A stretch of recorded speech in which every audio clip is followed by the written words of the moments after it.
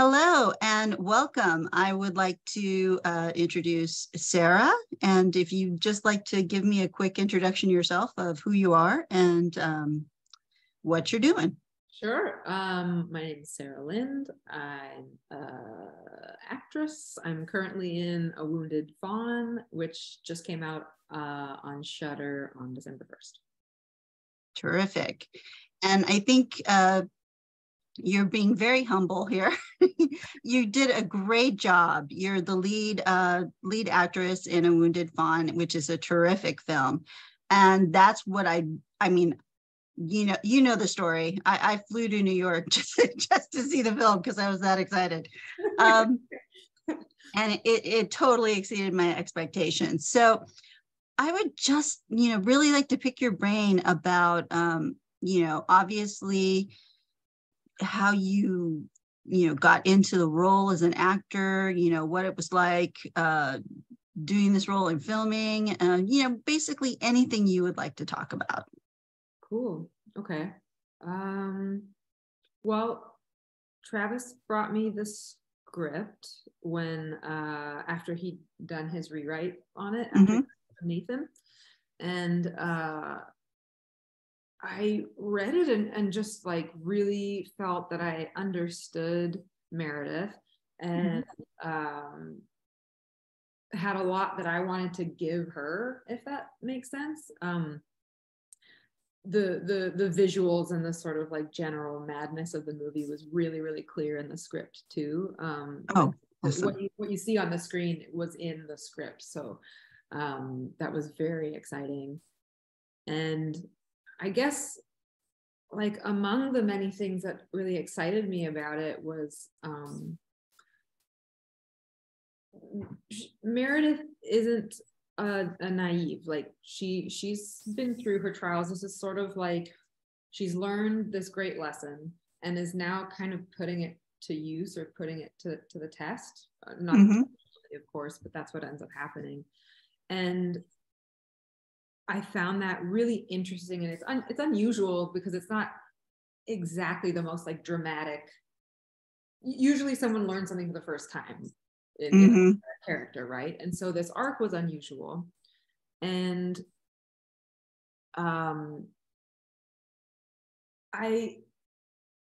it can be sort of, especially as like a woman in a horror movie who's being terrorized or tortured or tormented in some way, which is frequently the case for women in horror, right?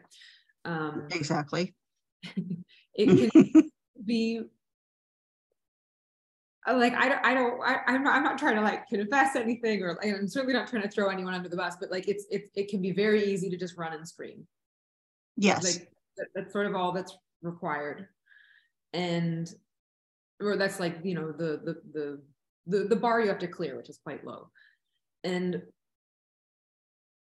it can be a real challenge to try to like structure an arc through just sort of like escalating terror, apart from scream louder or whatever. So I was excited about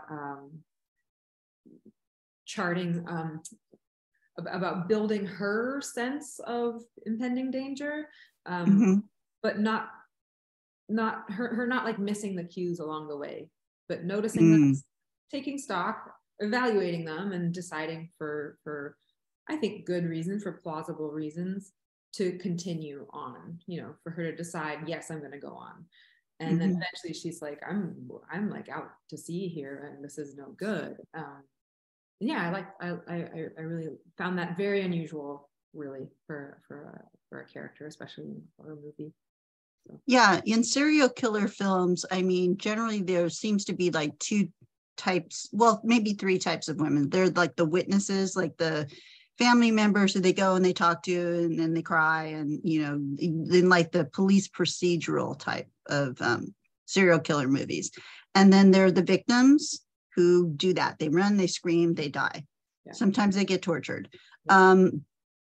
And then there's like usually either the lead, like investigative female, like the Clarice from Silence of the Lambs, or maybe just that as they term it. And I don't know how I feel about the the term final girl. I know it's really popular, but basically I would just say the lead female role. Usually that's also what happens, because she's usually thrown into that jeopardy, and she finds out, oh no, this person means me harm, and then suddenly like the running and the screaming starts. In general, I mean, it's really very, it's a formula at this point, particularly with slashers. And I don't think A Wounded Fawn falls under the category of like total true like slasher type thing, although it does have some giallo stylistic elements which work great. But that's kind of exactly what I saw with Meredith the whole way through, is that she was noticing the little cues that he was giving off. But as a reasonable person, and I think if anything, the only miscalculation that she made is that she didn't allow for the fact that she could be with someone who was totally unreasonable, if that makes sense. Yeah, which is a reasonable mistake to make. It is, because there's a saying, it's from Kinky Friedman. He said, no one ever knows who Tex Watson is until he presents his card. And by then it's usually too late. And I've always kind of thought about that, because people don't, they watch serial killer movies, they watch slashers, and they don't think that like it would happen in real life. They're like, oh, that's not realistic. Yes, actually it is, because that's what happens. Yeah. And I think that, there's especially with your character Meredith, there's a really like realistic grounding in that, with like her speaking with her psychiatrist and like getting, support from her friends and also help from her friends. Yeah. I don't want to give too many spoilers, but your characters has a very realistic grounding, which I think is very important because of all of the fantasy elements that come in later, because you have that very strong ground of like, okay, realistic, you can totally relate to Meredith and why she's doing this, because we all have. Yeah. And that I think that's kind of why the film, but also your performance works so well, because you did that work, in my opinion. Well, I really appreciate that. Thanks. It was important to me to give her as much of that as possible, and yeah, I'm happy with it. But yeah, oh shoot, I forgot the thing I was gonna say. Oh, I'm sorry. No, he'll come back. Yeah, he'll come back. So I was wondering, you said that there were certain things that you felt that you as a person could give to Meredith. Do you want to like maybe, go into that a little bit? Yeah, sure. I mean, I think a lot of it, I just is what I already said. Just those ideas of what it looks like and means to me to have like learned some things and to be trying to take stock of things and take risks, and to sort of lend my, I don't know, strength to her. But,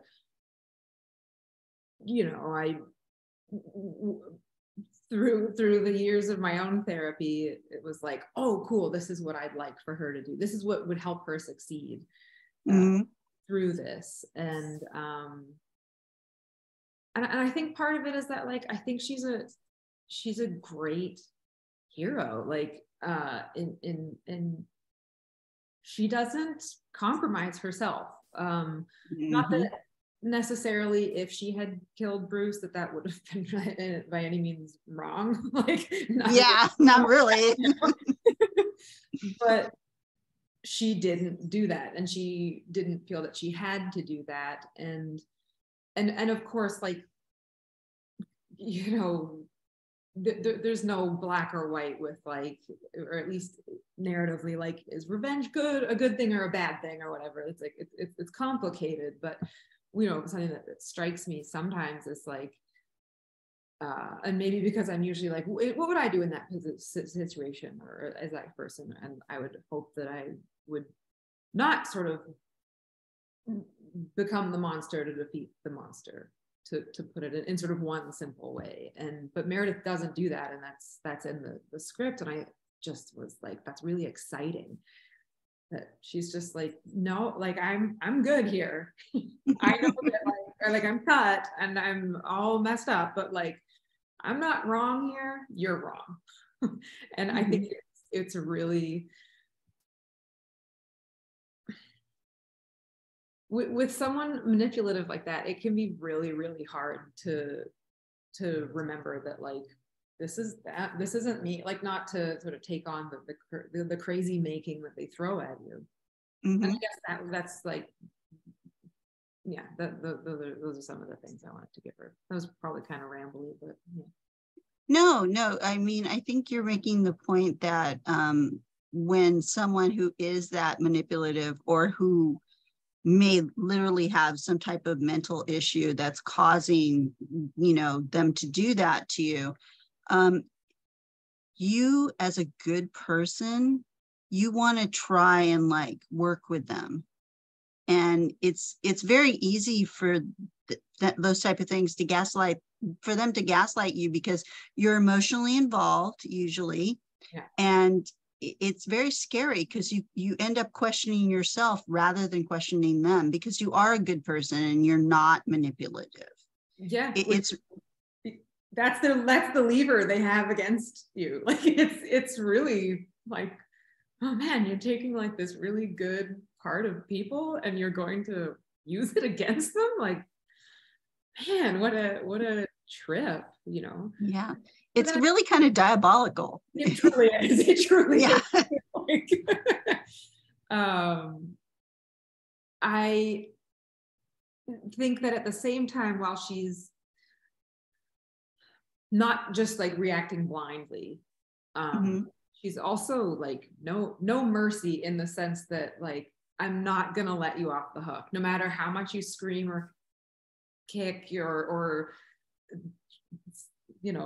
destroy yourself. Like, that's your problem. I'm not going to budge here. Like, there's no mercy is like not quite the right term, but just like no compromise on you taking accountability. And I think that's really badass. And it's not, I think sometimes you don't always see the two things at once, that like, yeah. Well, I think while also being like quite what would be the word for it? I don't know, good guy. Well, what I think is like in Western culture, there's kind of like an idea that for there to be justice, or for there to, for you to like really put an end to something, you have to like commit violence. Yeah. It's really like kind of like problems are solved with violence in our society. Really, it's the truth. Like, someone makes you mad, punch them, that type of thing. That kind of like tit for tat violence. And it takes, in my opinion, someone who's very sure of themselves and very emotionally secure to be able to say, put their hand out and say, okay, no, your emotional appeals aren't going to work. Your, psychological blackmail isn't going to work. I'm here. I know what's going on. That's really, I think, the strength of Meredith, and kind of the proof of her therapy working, that she's able to, like, she has that resistance to all of those emotional and psychological gambits that he's throwing at her, right up until the point where he's doing what he does. Again, no spoilers.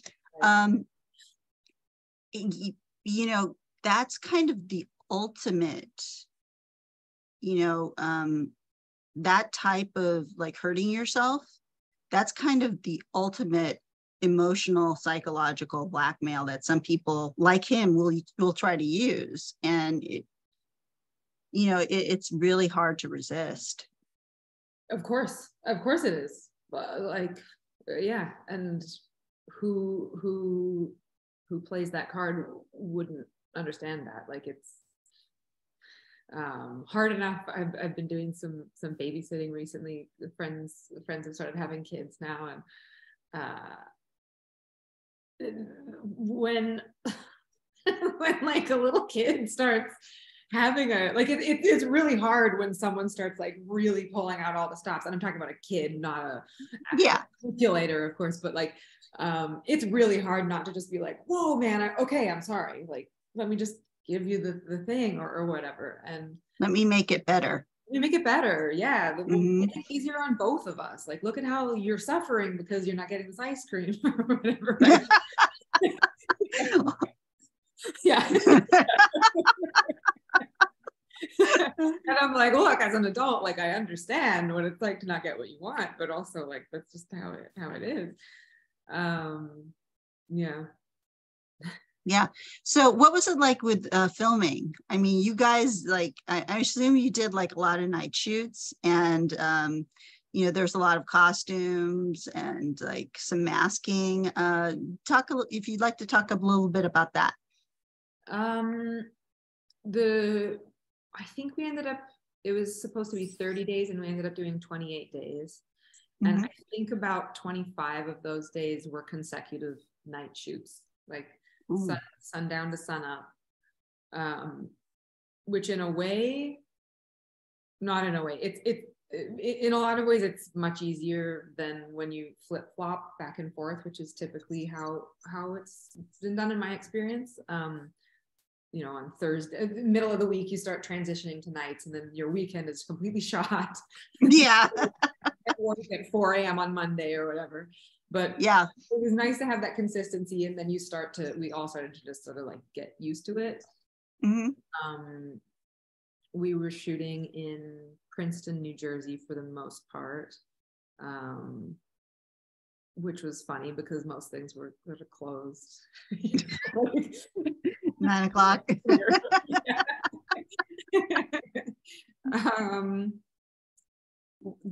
We didn't do a lot of takes.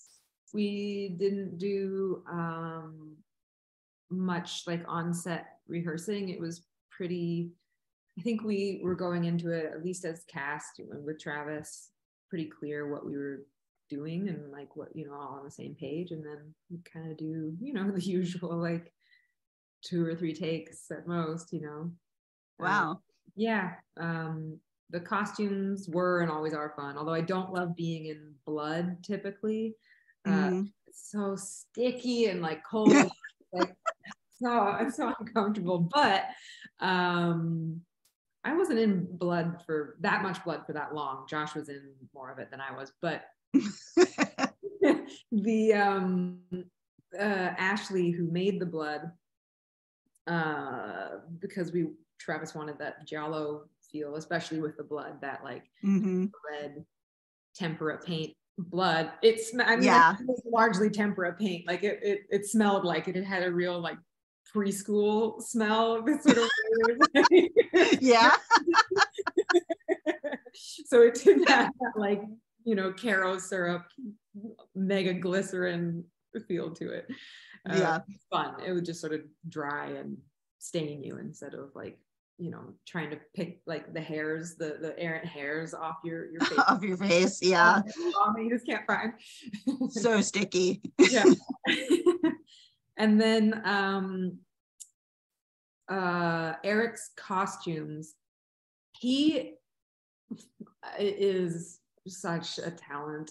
I mean, I don't know if you've seen any of the like art installations or his art projects that he's done. He typically works with costumes though. Have you checked him out on Instagram at all? I have. I follow him, so I've been like kind of like checking out. I really need to like just like graph out some time to like really go through it. But it's all really interesting so far. He's so talented, and he makes it by hand. Like he made the fabrics mostly by hand. He hand felted Tisiphane's costume. A large part of it was made of kombucha leather, which he grew himself. Oh my gosh! Wow. He really like above and beyond. It doesn't even cover it. But that kombucha leather smells. Yeah.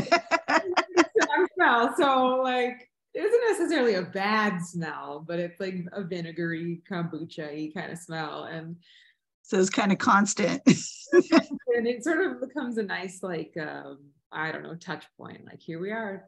Okay, it's Fury time, you know. Yeah, well, that's one of the things I think that like I've been around people talking about like smell and its place in memory.